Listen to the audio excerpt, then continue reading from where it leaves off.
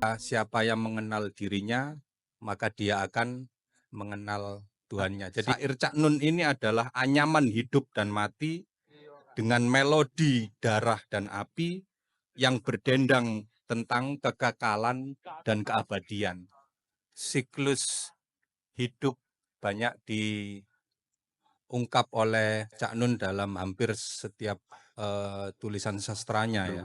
Kalau dalam khusus puisinya yang berjudul Cahaya Mahajaya, Cak Nun mengungkapkan siklus hidup dalam 6 hari itu, dalam 6 tahap, dari kegelapan menuju kembali kepada kegelapan sebenarnya. Ada ayat minadz zulumati ilan nur, dari keraguan atau kegelapan menuju jalan yang terang benderang.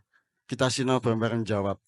Janjane warna cahaya itu apa? Kemudian tempatnya di mana? Di dalam Al-Quran yang namanya cahaya itu disebut ada 3. Selanjutnya Mas Aziz bisa berangkat dari sastra atau puisi kaitannya dengan manusia, dengan ma'iyah dan sebagainya. Monggo Cak. Terima kasih. Assalamualaikum warahmatullahi wabarakatuh. Mohon izin.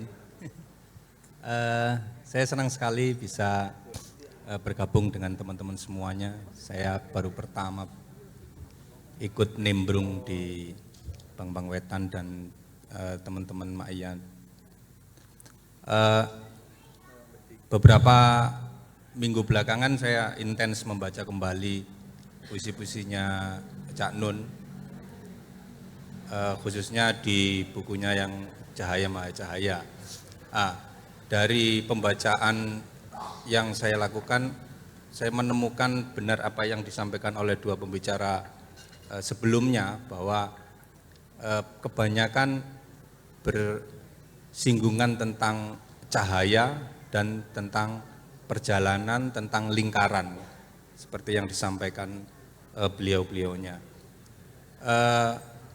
Siklus hidup banyak diungkap oleh Cak Nun dalam hampir setiap tulisan sastranya ya. Kalau mungkin tulisan-tulisan esai mungkin banyak budaya secara umum dan cenderung ke hal-hal yang politik. Tapi saya menemukan sebuah manifesto yang ditulis oleh Cak Nun sendiri dalam puisinya, bahwa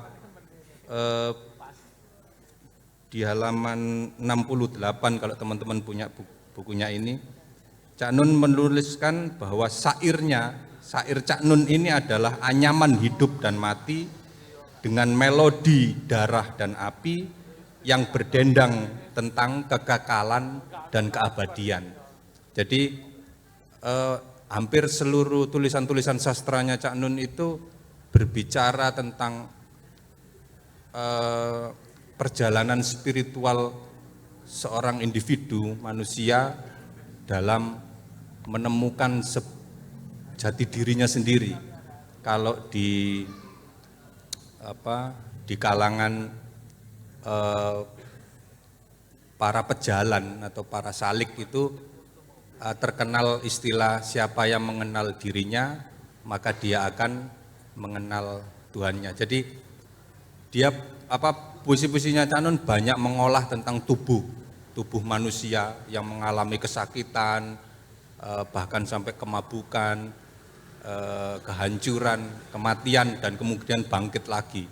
Kematian tidak secara fisikal ya, tapi kematian secara ruhania untuk bisa mencapai pada kehidupan yang baru.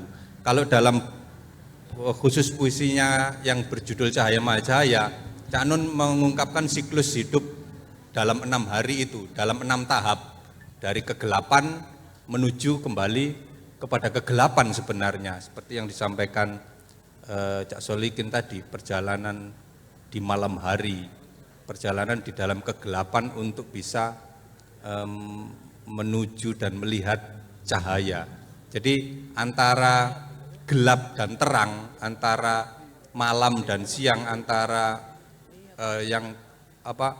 ini warna-warna dunia itu kan dibentuk oleh yang gelap dengan yang terang. Kita tidak akan bisa melihat tanpa ada dua dua hal ini, cahaya dan kegelapan.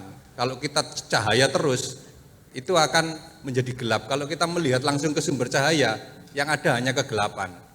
Tapi begitu kita masuk ke dalam kegelapan, secara berangsur-angsur kita akan bisa melihat. Jadi ini memang siklus. Jadi benar yang diomongkan Solikin tadi, kalau kita berada dalam kegelapan, kita akan begitu leluasa untuk melihat sesuatu yang terang itu. Meskipun orang-orang yang berada yang diandaikan berada di situasi terang, itu akan kesulitan melihat ke dalam. Jadi siklusnya seperti itu. Kalau di Hindu atau Buddha ya, apa yang samsara itu ya, lingkaran samsara itu.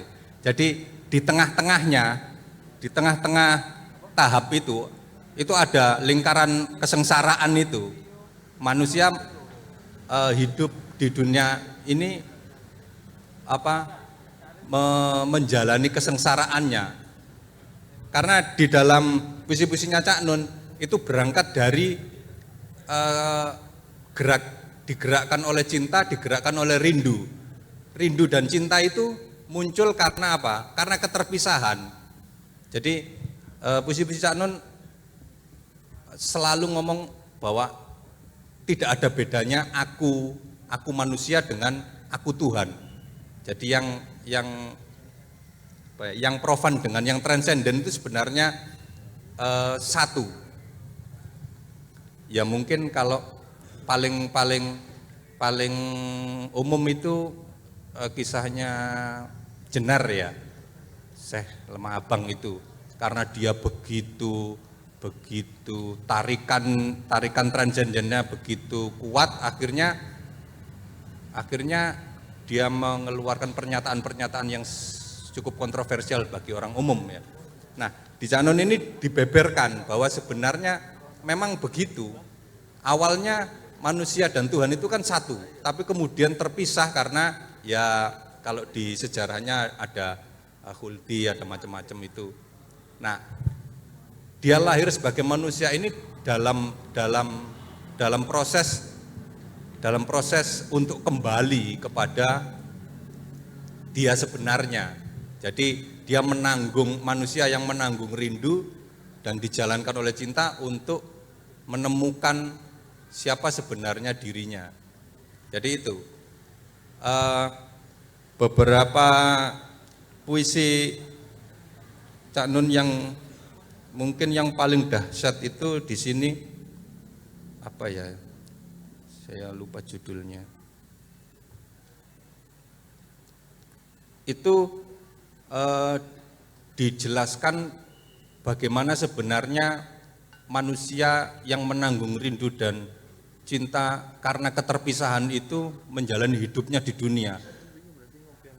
Dia kebingungan tarik ulur antara menjalani hidupnya sebagai manusia dan menjalani tugasnya sebagai manusia yang akan kembali kepada fitrahnya, kepada Tuhannya. Jadi gitu. Dia harus tetap bekerja untuk mendapatkan harta, untuk menghidupi diri kesehariannya, apalagi ketika dia berkeluarga, dia harus menjalani duniawi. Dia tidak sebagai manusia, tubuh tidak bisa terpisah dari duniawi. Tapi di satu sisi dia harus menghilangkan kemelekatan, keterikatan dengan duniawi untuk bisa menyatu dengan Tuhannya. Jadi bahasa Selegenje itu apa ya? Kebimbangan itu. Nah, di situ tantangan bagaimana bisa menjadi manusia yang sesungguhnya. Kalau dalam istilah itu insan kamil itu ya, tahapan-tahapan pencerahan, tahapan-tahapan bagaimana ketersingkapan menemukan cahaya itu. Nah itu asiknya Cak Nun, tarikan sosialnya begitu kuat sehingga dia tidak terlalu religius, tidak terlalu sufistik dalam puisi-puisinya, sehingga dia tidak menjadi seorang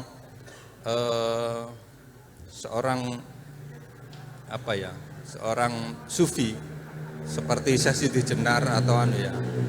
Karena saya melihat puisinya Cak Nun ini secara energi dia mengambil dari Khairil, tapi secara puitika ada keterpautan dengan Amir Hamzah. Jadi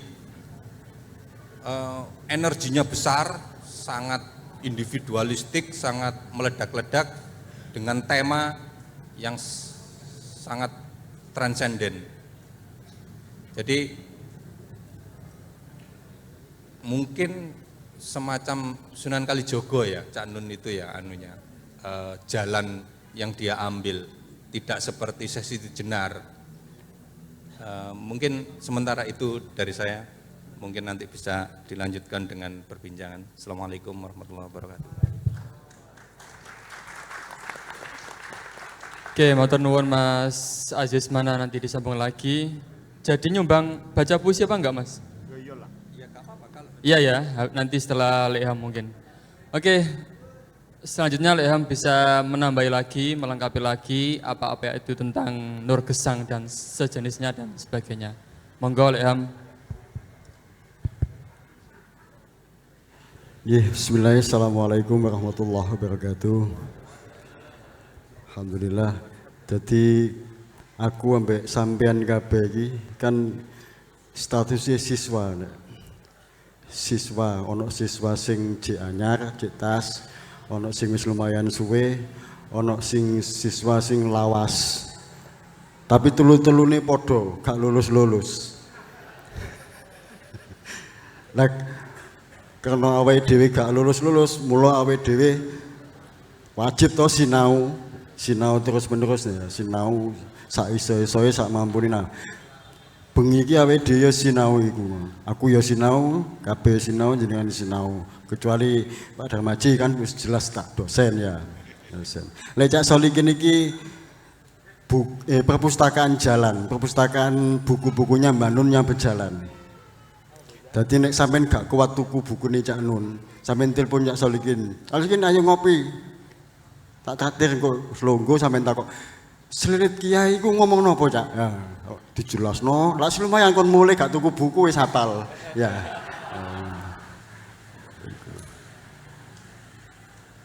Oke. Balik awake dhewe sinau supaya awake dhewe gak salah paham tentang nur yang kita anggap sebagai cahaya. Itu tadi ya. Karena kalau kita ngomong nur itu ya terbatas. Nur itu terbatas.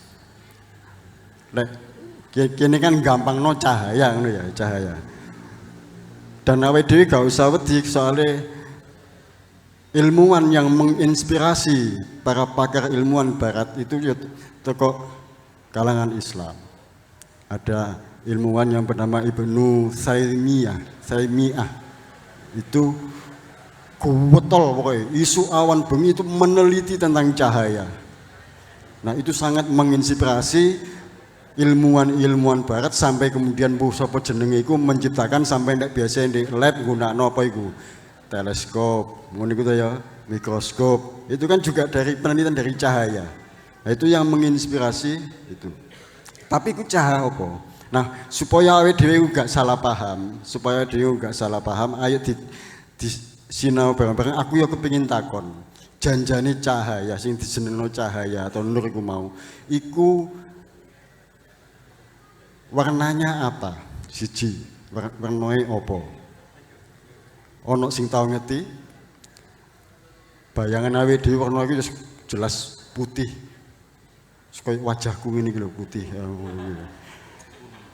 Oh, jelas iku indah kayak senyumku ngono kuwi. Bayangan kita kan gampang nang ngono kuwi. Nah, sampean temokno, iki kok sampean tolong Bu sapa langsung jawab. Iku warnanya apa? Sing kedua, tempatnya di mana? Tempatnya di mana? Yang ketiga, wujudnya apa? Ayo, Wujudnya apa? Sampeyan delok cahaya. Wujudnya apa? Kok iso ngomong iku cahaya? Padahal kita ngomong ngerti cahaya kudune kan kita sepakat ada wujudnya. Wis paham, wis deal iku wujudnya ngono. Itu disebut cahaya. Tapi betulkah kita menemukan itu? Apa wujudnya? Setelah itu baru kemudian kita apa sih dalam hidup ini yang menghalang-halangi adanya cahaya?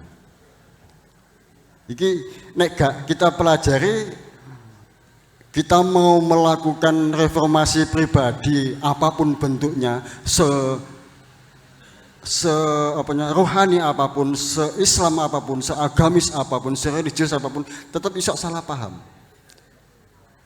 Jik kemudian salah langkah, salah paham, jik iso.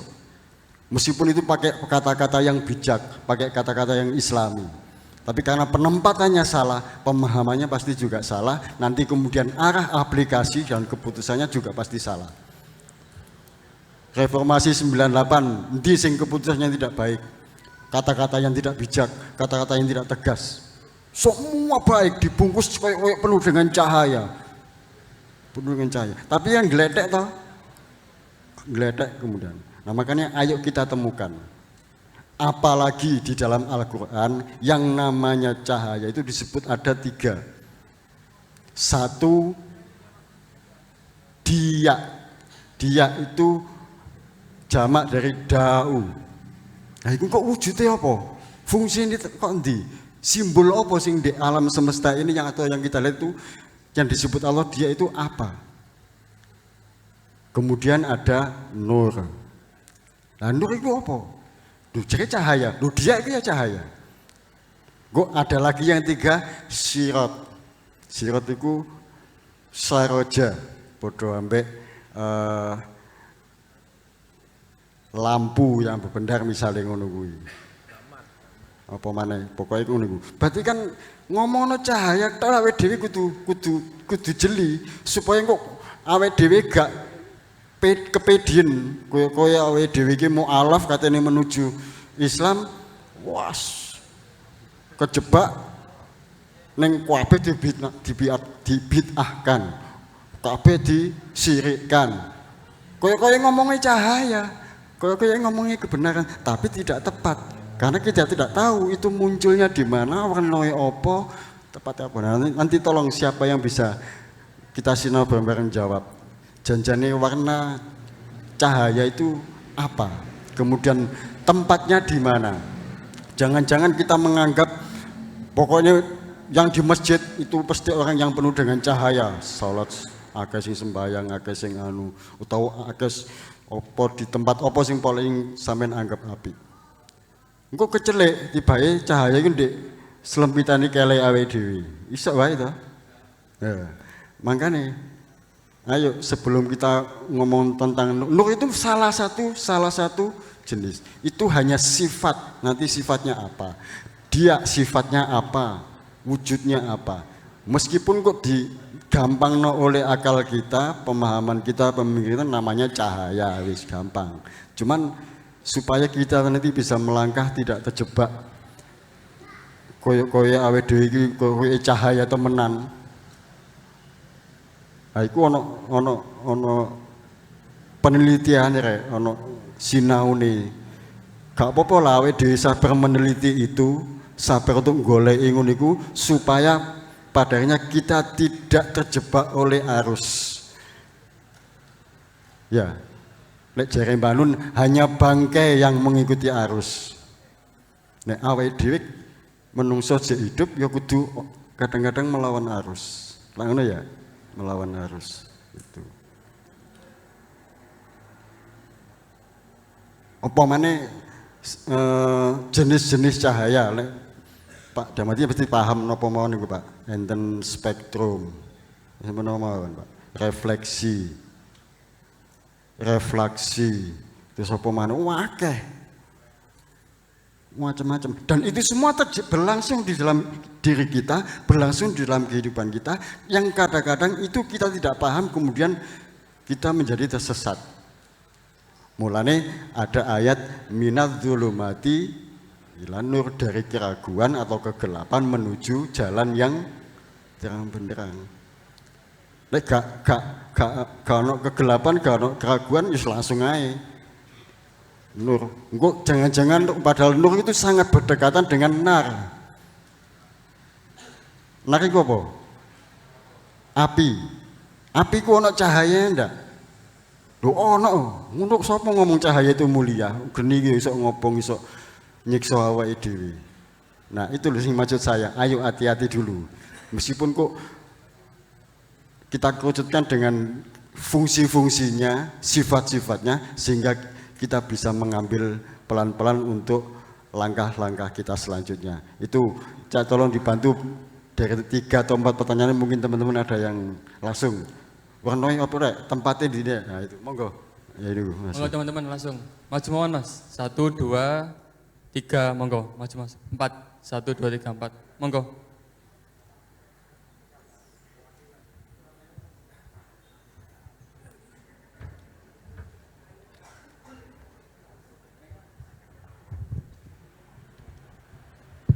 Selamat malam, Assalamualaikum warahmatullahi wabarakatuh.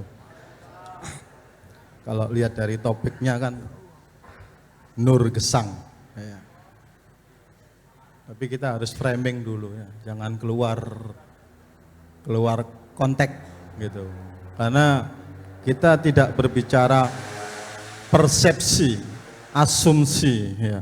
Kita berbicara kebenaran. Ayo kita framing dulu. Ya, kebenaran harus ada batasan. Kalau kita berbicara persepsi, kita nggak akan pernah ketemu kebenaran. Sepakat? Ya. Al-haqqu rabbik falatakunanna minal muntarim. Kebenaran hanya milik Allah. Jadi kebenaran itu ada di dalam firman-Nya. Kalau konteks dari nur gesang yang saya pahami, itu hanya pada ada di satu-satunya manusia dalam sebuah peradaban. Walladzi arsala rasulu bil huda wa dinil haq. Anta samsun, anta nurun, anta badrun. Cocok. Ya. Jadi satu-satunya cahaya di muka bumi itu ada dalam diri. Lah, ini umat Muhammad apa bukan ini? Kok nggak tahu Muhammad ini? Ada dalam diri Rasulullah? Gak yakin umat Muhammad ini ya. Nggih Pak nggih. Ngapunten nggih. Iman itu harus dipertahankan. Saya umatnya Muhammad kan begitu ya. Loh menengah. Ngapunten. Jadi menurut saya hari ini kenapa muncul cahaya-cahaya kecil ya? Karena masih jahiliyah. Hari ini suka atau tidak, kita jahiliyah. Ya. Karena satu-satunya cahaya hanya dalam Rasulullah, ya. Ada siklus sebuah peradaban, ada pergiliran waktu di situ. Dari mulai Adam sampai Muhammad. Ya. Itu yang harus kita ketahui, ada siklusnya. Makanya muncul bintang-bintang yang menganggap cahaya. Oke lah, cahaya bintang. Itu hanya yang memahami ilmunya, terutama kalau analoginya itu pelaut di tengah lautan yang gelap, kemudian dia bisa membaca cahaya dari bintang-bintang itu. Ya. Karena bagaimanapun juga manusia tadi disentil ya. Manusia itu sebenarnya dari asfala safilin, ya nggak tahu apa-apa.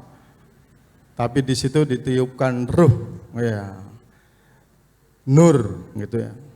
Tapi itu proses, sebuah proses, nggak tahu begitu lahir procot merasa beriman, tidak, bukan seperti itu. Karena kita di framing di situ ya, harus framingnya framing Quran, framing firman gitu. Jangan berbicara asumsi persepsi ya. Kita nggak akan pernah ketemu kebenaran. Oke, kita kembali lagi ke nur gesang ya. Jadi satu-satunya cahaya yang ada di muka bumi itu ada di dalam diri Rasulullah. Ya. Jadi sebuah pergiliran. Ya. Hari ini zamannya gelap, makanya muncul cahaya-cahaya kecil, ya. Bintang-bintang itu tadi. Tapi kita harus ingat, kehidupan nggak seperti ini terus, malam nggak selamanya malam, 12 jam malam, 12 jam siang. Ini siklus, ya, siklus sunnah tuwa. Ya. Bagaimana hari ini kita dikotomi, dikerdilkan, semuanya dikerdilkan. Islam dikerdilkan jadi sebuah agama, bukan sebuah konsep universal. Ya. Jadi ini yang harus kita pahami bersama. Ya. Hari ini kita akal ini yang kurang dimaksimalkan. Kita sudah terdogma, terdoktrin, ya karena akal kita nggak boleh berpikir, ya. Akhirnya kita larut ke dalam persepsi, asumsi, ya. Padahal Rasulullah Muhammad itu berpesan, unjur man kola wala tanjur ilaman kola, ya. Jangan sampai lihat siapa yang menyampaikan, tapi perhatikan apa yang disampaikan. Ini, itu hadisnya begitu ya. Nah, sekali lagi, ini tadi sebuah pendapat, ya. Karena kita di sini sharing, ya, saya nggak menggurui jenengan. Ini pendapat saya, ya. Jadi satu-satunya cahaya itu ada dalam diri Rasulullah Muhammad. Kalau ditanya tadi cahaya itu warnanya apa? Nggak berwarna, Pak. Karena kita berbicara bahasa nilai, ya. Kalau kita mematerikan berarti kita manusia materialisme. Berarti manusia kebendaan. Ayo kita berpola pikir nilai, ya. Jangan semuanya dimaterikan, dibendahkan, nggak nyambung. Bahasa kitab itu bukan bahasa materi, bukan bahasa kebendaan, ya. Isra Mi'raj sampai naik buruk, ya gak nyambung. Uswatun hasanahnya gak bisa. Lah ngono sih, ya. Sopo sing iso nyontoh Rasulullah Muhammad numpak buruk? Gak iso. Ya, jadi harus dengan bahasa nilai agar hudan, petunjuk ini bisa diaplikasikan dalam kehidupan kita sehari-hari gitu loh. Bagaimana mungkin kita disuruh nyontoh Rasulullah tapi nggak bisa menjalankan? Kayak Rasulullah Muhammad kirim WA nang jenengan, mari ngono gak iso diaplikasikan, padha mbojok iku. Ya.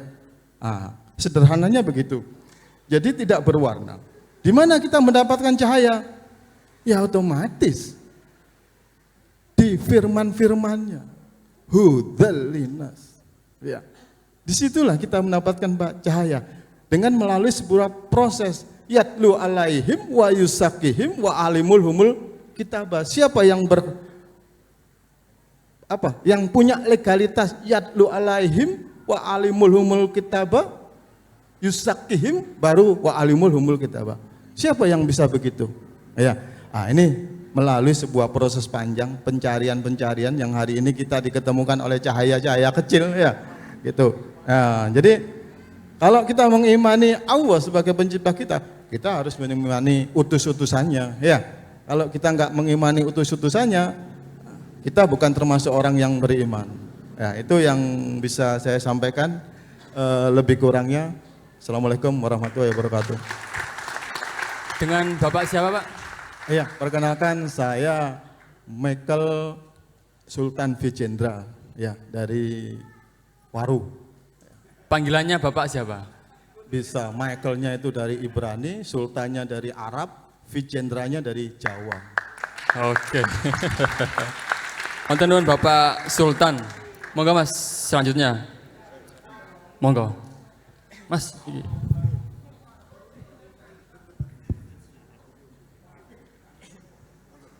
Assalamualaikum warahmatullahi wabarakatuh.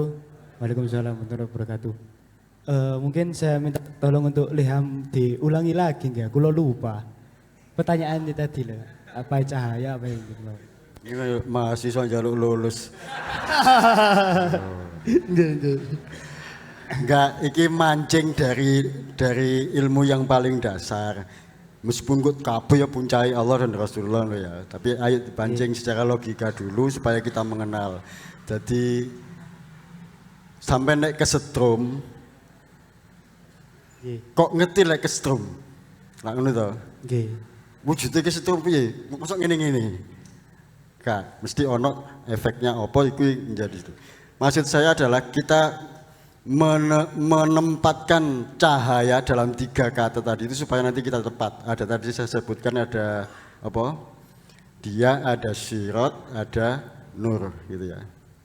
Nah, terlepas dari itu semua kita anggap semua adalah cahaya gitu ya, cahaya. Nah, tapi awake dhewe kadang butuh sesuatu yang bukan gaib. Awake dhewe kadang butuh sesuatu yang pendekatan yang itu iso ditangkap oleh logika kita, akal kita. Ayo disinau alon-alon tentang itu. Janjane selama ini awake dhewe, wah lampune nyala rek bercahaya. Ngono toh, itu satu. Tapi di mana tempatnya? Pastinya dituju adalah lampu lho. Endi iku lampu, duduk cahaya. Betul? Di sing cahaya iku sing ditunjuk lampu yang disebut bukan cahaya. Ngono ya maksud iki ya. Nah, makanya saya tanya, nduk ndi tempatnya? Warnoe apa? Wujude apa? Nah, tapi sampean bebas menjawabnya terserah. Ya, gak harus sama dengan saya. Wong aku ya bodoh, aku ya durung lulus. Bodoh ae ya. Engko yang bisa menghalangi cahaya itu apa? Nah, itu ya. Nggih, saya coba jawab. Mungkin bukan jawab sih ya, tapi pendapat bahwasanya kalau cahaya itu, nggih, nama saya Ramdan dari Sidoarjo karena lahir pas poso, nggih ya. Nggih. Nggih. Cahaya kalau menurut saya adalah berarti itu sebagai pemahaman atau juga sebagai bisa dibilang perasa atau indera. Karena kalau seperti Bapak Sultan tadi bilang itu, kalau cahaya bersifat material itu tidak bisa, atau kita bisa saja, orang buta itu nggak ngerti apa itu cahaya. Orang buta itu, saya pernah ngomong sama teman saya yang itu buta, bro, kamu ini pernah gak sih mimpi ono cahaya? Terus dia bilang, loh cahaya itu apa? Loh maksudnya cahaya itu kayak ada sesuatu yang beda gitu loh. Pernah, oh iya pernah. Saya pernah itu kayak di mimpi itu, ya mungkin dia nggak, masih hampa ya, saya nggak tahu bisa menafsirkannya apa enggak. Dia bilang itu bahwasanya dia pernah mimpi, itu dia nggak melihat apa itu warna, tapi dia mendengar dan juga mengikuti. Sembari itu tadi dia bilang bahwasanya dia mendengar lalu mengikuti, lalu di situ kayak dia ada pernah bilang pada zaman dia ngaji dulu, katanya bahwasanya cahaya itu mungkin aku nggak bisa lihat, tapi aku bisa rasa. Lah rasa itu tadi yang mungkin pernah diajarin sama dulu aku pernah sekolah atau ngaji, yaitu berarti saya bisa ambil dari teman saya itu, dia mengambil cahaya adalah dari dia merasa, dia memahami. Kayak semisal dia pernah kesusahan berjalan waktu itu, dia membawa teken. Waktu itu dia lagi nyebrang, rame gitu. Terus tiba-tiba ada kayak orang yang menolong. Dia bisa bilang itu cahaya. Terus pernah waktu itu dia jatuh, mungkin di kamar mandi atau di mana itu saya lupa. Terus dia tidak disadarkan diri, tiba-tiba dia tahu, loh aku pengen pipis, kata gitu. Loh kamu ini di rumah sakit. Kenapa saya di rumah sakit? Karena kamu tadi jatuh. Loh saya jatuh kenapa? Ternyata saya jatuh itu waktu nggak sadarkan diri. Ada lagi info, ternyata dia jatuh disebabkan oleh dia tidak bisa meraba. Tapi pas dia jatuh ada sesuatu, mungkin telinganya ya, nggak tahu itu ada orang atau bukan. Dia bilang lugur, gocelan. Dan waktu itu juga saya ingat kalau di rumah saya ada gempa. Itu karena ini saya mengambil dari sudut pandang teman saya yang mohon maaf bisa dibilang tunanetra saya. Jawabannya itu. Cahaya bukan berarti kita berwujud, bukan berwarna. Teman saya nggak ngerti apa itu warna.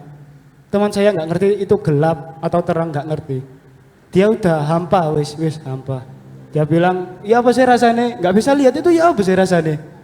Gak roh bro, aku gak roh apa bro, aku wajahmu gak roh. Aku irung ini gak roh bentuknya. Terus saya coba, mata itu ini mata, ini telinga, ini mulut. Tapi berkatamu mau, aku ngerti dan aku bisa bilang petunjukmu serta beberapa yang kamu infokan adalah cahaya bagiku. Terima kasih. Luar biasa, ini pemberi cahaya berarti. Monggo Ono Mas, cahaya buruke ya. nama dari mana? Assalamualaikum warahmatullahi wabarakatuh. Perkenalkan, nama saya Imam, saya dari Gresik. Sebelum saya mengomentari tentang cahaya, di sini kan semua orang punya perspektif dan sudut pandang masing-masing ya tentang cahaya. Jadi kalau sudut pandang saya itu, saya pernah dengar Gus Baha itu bilang cahaya itu suatu yang hak, maksudnya itu kebenaran dari Allah. Ya, kata-kata beliau itu, jadilah cahaya di tengah kegelapan, perjuangkan cahaya di tengah kegelapan meskipun redup, karena sesuatu yang hak itu pasti akan menang. Nah, di sini itu kebenaran yang menurut saya itu memperjuangkan kebenaran dari Allah itu ya menjalankan ketetapan ketentuan yang telah Allah berikan kepada kita. Lah, untuk yang membawa cahaya itu sendiri bisa manusia, baik manusia itu sendiri, dan yang menghalangi juga manusia itu sendiri. Karena sesuatu kebenaran, kalau kata Cak Nun itu kan benar, tapi penyampaiannya itu juga harus indah. Maksudnya itu harus tepat. Semisal kayak menegur anak kecil gitu. Oh, jangan lewat situ leh, nanti keblowok. Kalau kasar leh, oh jauh kono, kamu keblowok kan. Intonasi katakan itu penyampaian kan perlu agar tercipta suatu keindahan gitu, outputnya sendiri. Nah, kebenaran itu sendiri saya ibaratkan sebagai cahaya itu tadi, dan outputnya untuk menerangi semua. Lah, kalau saya korelasikan dengan kemarin itu edaran Bambang Wetan itu kan ada pohon baru tumbuh di tengah bola lampu. Lah, kebenaran itu sendiri untuk menerangi bumi dan seisinya, karena bumi dan seisinya ini kan juga milik Allah Subhanahu wa taala. Yaitu tadi tergantung manusianya sendiri. Mampu tidak dia membawa cahaya itu. Jika tidak mampu, seperti hal-hal yang buruk yang terjadi, semua itu semisal kayak dia itu tahu bahwa perbuatan itu buruk tapi dia lakukan gitu loh. Dan menjadi tolak ukur remnya itu kan, kalau kata Cak Nun itu kan, selalu libatkan Allah dalam setiap perbuatanmu agar kamu diberi keselamatan. Dan mungkin itu sih sudut pandang saya tentang cahaya dan suatu kebenaran yang bisa membawa dan yang bisa menghalangi. Sekian dari saya. Assalamualaikum warahmatullahi wabarakatuh.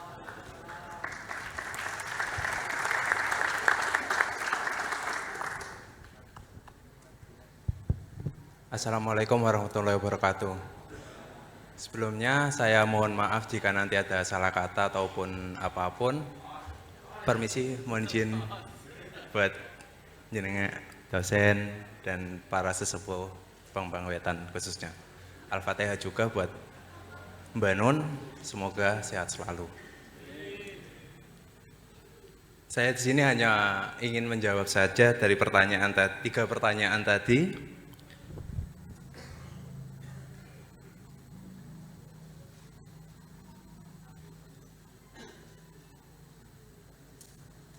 Mohon maaf jika tidak membawa unsur Islam seperti bapaknya tadi ataupun mukjizat dari temannya Mas.